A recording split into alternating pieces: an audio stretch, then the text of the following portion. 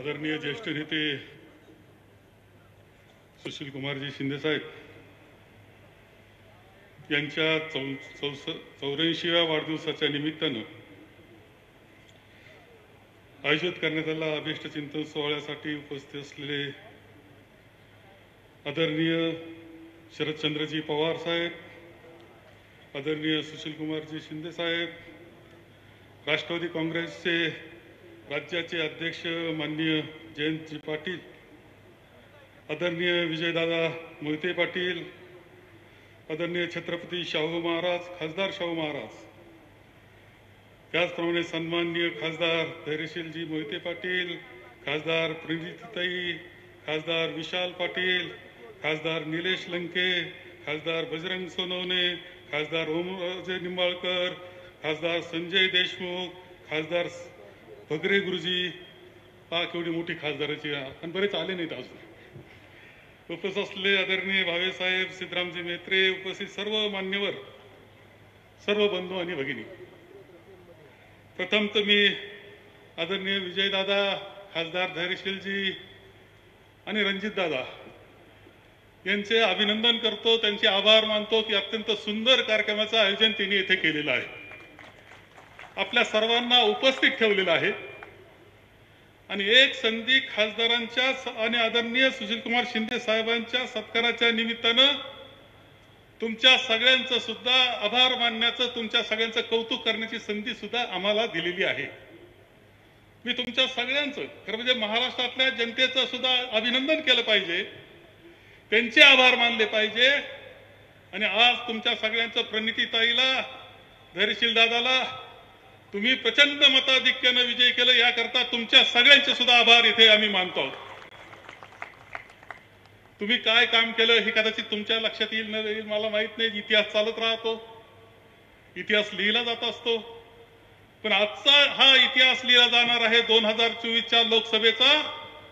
त्यामध्ये लिहिलं जाईल की ज्यांनी ज्यांनी इंडिया अलायन्सला मतदान केलं, ज्यांनी ज्यांनी आघाडीला मतदान केलं आणि खासदार निवडून दिले, त्यांनी या देशाची लोकशाही वाचवलेली आहे, या देशाची राज्यघटना वाचवलेली आहे आणि सत्ताधाऱ्यांचा अहंकार संपून टाकण्याचं काम सुद्धा या जनतेनं केलेलं आहे.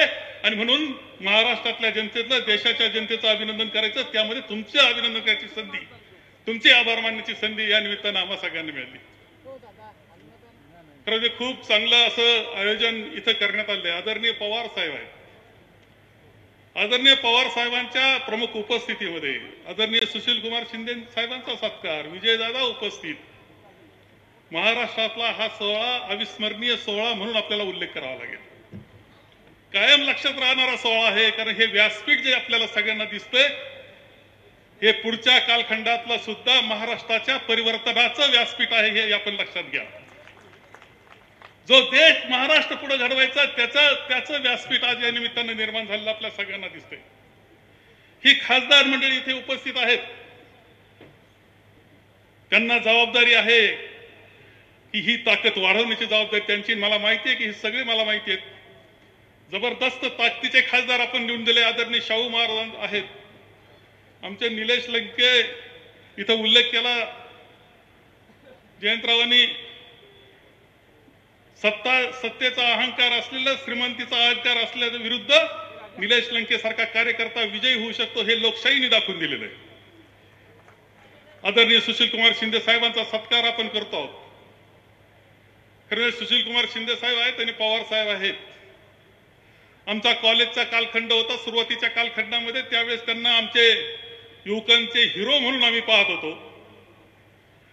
85 नंतर आतापर्यंत जवळून पाहण्याची संधी त्यांना मिळाली, मला मिळाली. आदरणीय सुशील कुमार शिंदे साहेबांचा अर्थमंत्री म्हणून केलेलं काम अत्यंत जवळून पाहण्याची संधी मला मिळाली. लोकांकरता, सर्वसामान्य माणसाकरता कशा पद्धतीने खर्च केला जावा, त्यामध्ये काटकसर कशी असावी, उधळपट्टी कशी करू नये, याचं मूर्तिमंत उदाहरण अर्थमंत्री म्हणून सुशील कुमार शिंदे साहेबांचं काम आम्हाला पाहायला मिळालं. ती परंपरा आतापर्यंत आपण चाललेली पाहिजे. आता वेगळं चाललं हे वेगळं सांगत नाही. जयंतराव एवढंच म्हणले की तिजोरी दार खोलून ठेवलंय, लवकरच तिजोरी विकतील, त्यांना अजून संधी दिली तर. परंतु कशा पद्धतीचा कारभार असला पाहिजे. आदरणीय पवार साहेबांचं मुख्यमंत्री नेतृत्व आणि आम्ही पाहिलंय सुशील कुमार शिंदे साहेबांचं नेतृत्व करण्याची पद्धत, मुख्यमंत्री म्हणून त्यांना पाहिलेलं आहे. राज्याचं नेतृत्व करत असताना राज्याला सर्व समावेशक न्याय कसा द्यावा याचं मूर्तिमंत उदाहरण हे नेतृत्व आपले होते, त्यांनी केलेलं आहे. आणि ह्याच पद्धतीने आता पुढचा काल खरं म्हणजे सुशील कुमार शिंदे साहेबांच्या काय बोलावं, वेळेचं खरं म्हणजे खूप कमतरता आहे.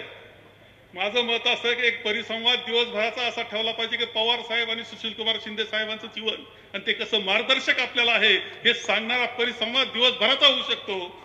इतकं ताकदीचं काम आयुष्यभर त्यांनी केलेलं आहे की जे आपल्या सगळ्यांना योग्य अशी दिशा देणार आहे. सुशील कुमार शिंदे साहेब राज्यपाल होते, सुशील कुमार शिंदे साहेब गृहमंत्री होते देशाचे. मला एक लक्षात आलं नाही, साहेब तुम्ही गृहमंत्री होते पण तुम्हाला ईडी सीबीआय हे काही कधी माहिती झालं का नाही मला माहित नाही. त्यावेळेस ईडी सीबीआय आम्हाला माहित नव्हतं.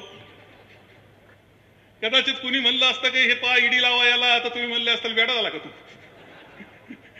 ती ईडी सीबीआय रस्त्याच्या पोरांना माहिती झाली, कारण देश चालवण्याची पद्धत ही या आपल्या नेतृत्वाला माहिती होती. दुर्दैवानं देश चालवण्याची चुकीची पद्धत अलीकडच्या 14 सालापासून झालेली आपल्या सगळ्यांना पाहतो. सुशील कुमार शिंदे साहेबांच्या कालखंडामध्ये दोन गोष्टी आपण पाहायला मिळतंय की ते गृहमंत्री असताना आंध्र प्रदेशचं विभाजन तेलंगणा करण्यात आलं. वर्षानुवर्ष आंदोलन चाललेलं होतं, पूर्ण प्रशासन ठप्प झालेलं होतं तेलंगणा आणि त्या वादामध्ये.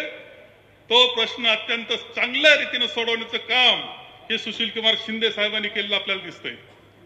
आणि कसाबला कधी फाशी दिली हे फाशी दिली तरी कळालं नाही, इतकं बेमालूम काम सुद्धा शिंदे साहेबांच्या नेतृत्वाखाली झालं आपल्याला पाहायला मिळतं. हे नेतृत्व आपले नेतृत्व आहे, मार्गदर्शक नेतृत्व आहे. आणि त्यांच्या नेतृत्वाखाली आपल्याला अजूनही पुढे काम करायचं, त्यांचं मार्गदर्शन घेऊन आपल्या सगळ्यांना काम करायचं. तुम्ही लोकसभेला चांगलं काम केलं, परंतु आता विधानसभेचा उल्लेख कसा झाला तर आपण पाहिलं की आताचं सरकार हे भ्रष्ट सरकार आहे.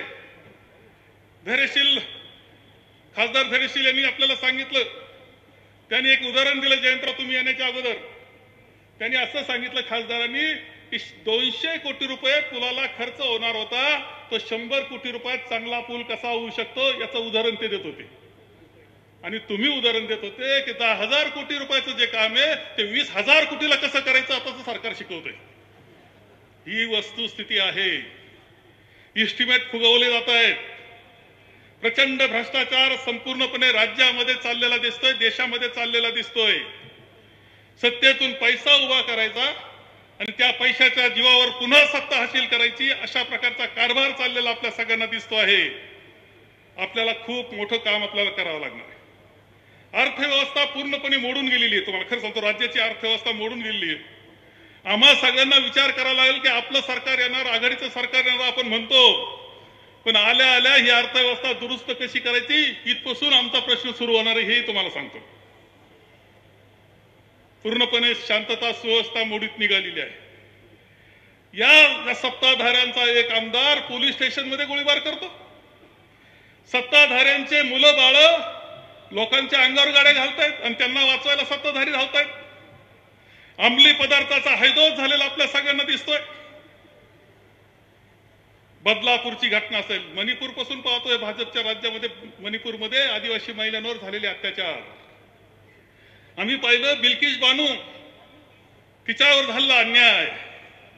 बदलापूरमध्ये झालेल्या घटना महिलांवर आणि आमच्या पहिलवान मुली ज्यांनी गोल्ड मेडल मिळवण्यापर्यंतची ताकद ठेवली होती त्यांनी आरोप केल्यानंतर सुद्धा तो खासदार मोकाट फिरतोय आणि यांना तुरुंगात घातलं जातंय. हे भाजपची नीती आहे, लक्षात ठेवा. यांची लाडकी बहिणा नाही, यांची सत्ता लाडकी आहे. त्याकरता बहिणा लाडकी म्हणतायत हे आपण लक्षात ठेवलं पाहिजे. आणि म्हणून आपल्या सगळ्यांना काळजीपूर्वक निर्णय घ्यावा लागेल. या राज्यातल्या शेतकऱ्यांकरता, या राज्यातल्या कामगारांकरता, या राज्यातल्या युवकांकरता, या राज्यातला जो छोटा व्यापारी असेल त्याच्याकरता, सर्वांकरता, जनतेकरता पुन्हा महाविकास आघाडीचं सरकार आणणं ही खरी जबाबदारी आपल्यावर आहे. आणि मला निश्चितपणे खात्री आहे की आपल्या सगळ्यांची एवढी प्रचंड साथ मिळेल की मोठ्या मताधिक्यानं महाविकास आघाडी, मोठ्या मताधिक्यानं बहुमतानं आणि 180च्या वर गेले तर शंका बाळगू नका. आश्चर्य मानण्याचं कारण नाही. एवढ्या मोठ्या संख्येनं बहुमत घेऊन महाविकास आघाडी सत्तेवर येऊ शकते.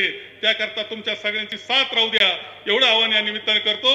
आदरणीय सुशील कुमार शिंदे साहेबांना या निमित्तानं त्यांचं अभिष्ट चिंतन करतो, त्यांना शुभेच्छा देतो आणि माझे 2 शब्द संपवतो. एबीपी माझा, उघडा डोळे बघा नीट.